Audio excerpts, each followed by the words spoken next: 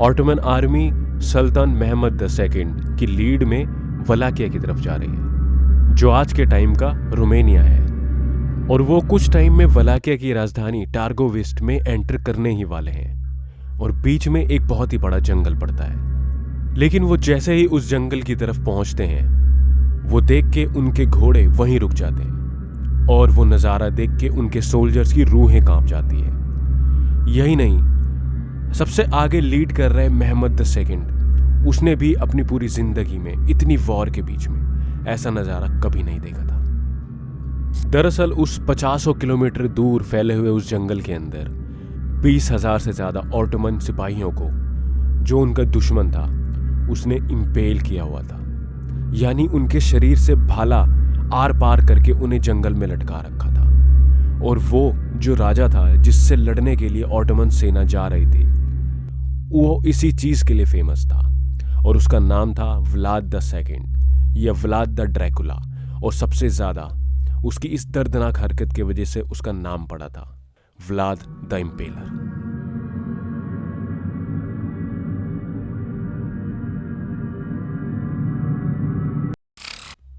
Vlad II या फिर Vlad the impeller, ये अब दुनिया का सबसे ज्यादा क्रूर राजा में से एक था।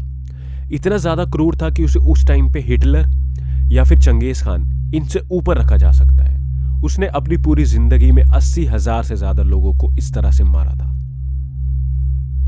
इसके नाम में कई लोग व्लाद द ड्रैकुला सुन के ये मिथ लगाते हैं कि शायद ये पहला ड्रैकुला था दुनिया का। लेकिन ड्रैकुला दरअसल उसको, उसके फोरफादर को उस हंगेरियन एम्पायर की तरफ से एक टाइटल दिया गया था, जिसका उसकी पर्सनैलिटी से कोई लेना देना नहीं है। लेकिन एक्चुअली में जो उसने अपनी लाइफ टाइम में काम किए, जितने गंदे और घिनौने काम किए, उसे देख के तो शायद कोई वैम्पायर या कोई ड्रैकुला भी शर्मा जाए। दरअसल ये कहानी शुरू होती है व्लाद के फादर व्लाद II से। व्लाद II ये उस टाइम पे राजा थे वलाकिया के, जब मुस्लिम और क्रिश्चियन के बीच में कॉन्फ्लिक्ट चल रहा था। जब ऑटोमन एम्पायर अपने राइज पे था, उस टाइम पे कॉन्स्टेंटिनोपल जीता नहीं गया था ऑटोमन के द्वारा, जो कि 1453 में जीता था महमद II में। उस टाइम में उसके फादर मुराद, वो थे वहां पे शहनशाह, और उनका कॉन्फ्लिक्ट चलता था हंगेरिया से, यानी हंगरी से। और उनके लिए हंगरी को अपने पास लाने के लिए वलाकिया, जो कि बीच में पड़ता था, उसको अपने अंडर करना बहुत जरूरी था। लेकिन वलाकिया क्योंकि एक क्रिश्चियन स्टेट था, तो इसलिए उनका झुकाव हंगरी की तरफ और क्रिश्चियन स्टेट की तरफ ज्यादा था। दरअसल वो उस टाइम पे होली रोमन एम्पायर के भी अलाय थे, और वहीं से उनको नाम मिला था उनके कोर्टयार्ड से ड्रैकुल, यानी द सन ऑफ ड्रैगन। लेकिन कुछ टाइम के बाद जब हंगरी को ऑटोमन्स ने हराया था कई बार, तो इनको मजबूरन ऑटोमन टर्क का साथ देना था। लेकिन कुछ टाइम के बाद दोबारा ये जंगें होती रहती थी, इनका फेरबदल होता रहता था। तो बीच में जब फाइनली दूसरी बार ऑटोमन्स ने व्लाद II को कैप्चर किया था, तो उसकी लॉयल्टी के लिए उसे अब ऑटोमन की तरफ से क्रिश्चियन के अगेंस्ट लड़ना था। हालांकि ये उसकी विल के अगेंस्ट था व्लाद II के, लेकिन उसके पास कोई और ऑप्शन नहीं था। और यही नहीं, उसके जो 3 बेटे थे, उसमें से 2 बेटे, दूसरा और तीसरा, वो ऑटोमन ने अपने पास रखे थे, और उन्हें वो अपने कोर्टयार्ड में ही बड़ा करना चाहते थे अपना कल्चर के हिसाब से, ताकि ये श्योरिटी रहे कि व्लाद अब उनके लिए लॉयल रहेगा।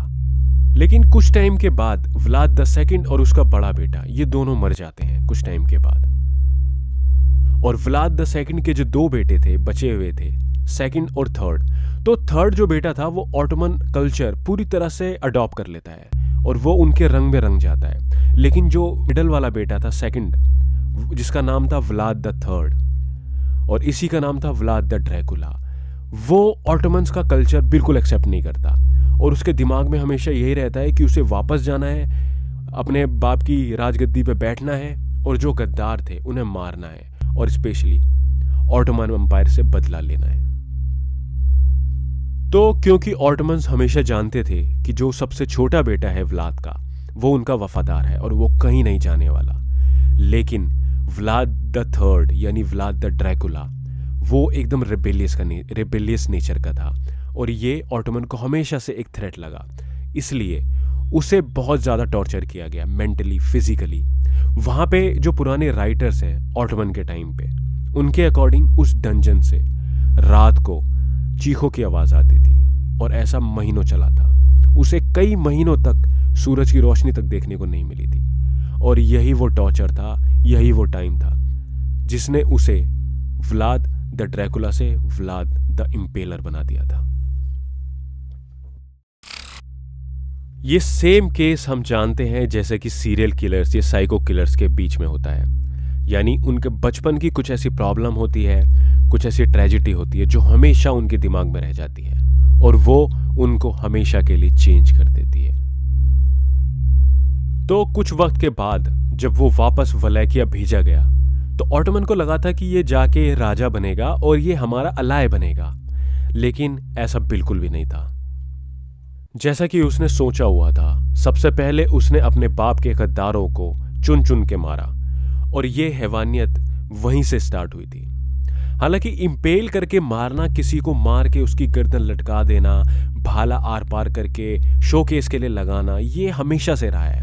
ये वाइकिंग से लेके फॉरेनर, अरब, यूरोपियन, ये सब ने ही किया हुआ है, लेकिन इसने ये सारी हदें बहुत ज्यादा पार कर दी थी। दरअसल उसने इस चीज में आदमियों के साथ औरतों को भी नहीं छोड़ा था और यहां तक कि बच्चों को भी नहीं। उसने अपने स्टेट में एक ऐसा रूल बनाया था जिसके अंदर अगर शादी से पहले कोई लेडी अपनी वर्जिनिटी लॉस कर चुकी है तो उसके साथ भी ऐसा ही होगा, और इतना हीनियस तरीके से जो शायद मैं बता भी नहीं सकता। तो वहां पे जाने के बाद जब उसने ये सब शुरू किया तो वो धीरे धीरे ऑटोमन्स को और ज्यादा चैलेंज करने लगा, इनके अलाइज को मारने लगा। तो अब कुछ टाइम के बाद सन 1460-61 के बाद महमद द सेकंड को यह पता चल गया था कि फाइनली इससे फेस टू फेस करना ही पड़ेगा। लेकिन व्लाद द ड्रैकुला की स्ट्रेटजी बिल्कुल अलग थी। दरअसल उसे गोरिल्ला वॉरफेयर के अंदर महारत हासिल थी, और यही नहीं, वो लैंड स्क्रॉचिंग वाली स्ट्रेटजी अपनाता था, यानी कि दुश्मन के आने के बाद वो उस पूरी जगह को जला देता था, जैसा कि वर्ल्ड वॉर 2 में रशिया ने किया था जब जर्मनी रशिया के अंदर आई थी। उसने अपनी पूरी लाइफ टाइम के अंदर इस तरह से 80,000 से ज्यादा लोगों को मारा था। और कुछ टाइम के बाद उसने ऑटोमन को धाबा बोल के मारना शुरू किया। वो अचानक से सरप्राइज अटैक करता था गोरिल्ला वॉरफेयर की तरह और कभी पकड़ा नहीं जाता था।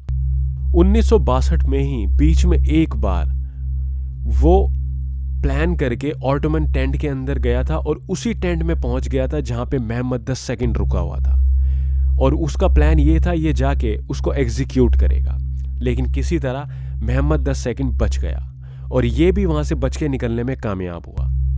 इसी के बाद महमद द सेकंड वहां से वलैकिया की राजधानी टारगोविस की तरफ गया था और वहां पे उसने ये सारा मंजर देखा था, जहां पे उस जंगल में, उस कई किलोमीटर के जंगल में 20,000 से ज्यादा ऑटोमन एम्पायर के जो सोल्जर थे वो मार के इंपेल करके लटकाए हुए थे। तो फाइनली दिसंबर 1476 ऑटोमन आर्मी को फाइनली व्लाद मिल जाता है और व्लाद को मार के भेजा जाता है महमद द सेकंड के पास कॉन्स्टेंटिनोपल। और जिस शख्स ने पूरी जिंदगी लोगों को मार के स्पाइक पे लटकाया था इंपेल करके, उसका सर इसी तरह इंपेल करके स्पाइक पे लटका के गिफ्ट दिया गया था सुल्तान महमद द सेकंड को। और यही वो शख्स था जिसने सुल्तान महमद द कॉन्करर, जिसने कॉन्स्टेंटिनोपल जीता था 1453 में रोमन से, उसकी जिंदगी का सबसे बड़ा थ्रेट था और पूरी जिंदगी उसे पकड़ने में ही लग गए थे। बहुत सारे लोग जो आज उस किले में जाते हैं और उस डंजन के अंदर जाते हैं, उस तहखाने में जहाँ पे व्लाद बंद था क्रियोसिटी में, वो कहते हैं कि आज भी उस जगह पे जाने के बाद इन लोगों को अनईजी फील होता है, जैसे कि आज भी किसी का टॉर्चर हो रहा है।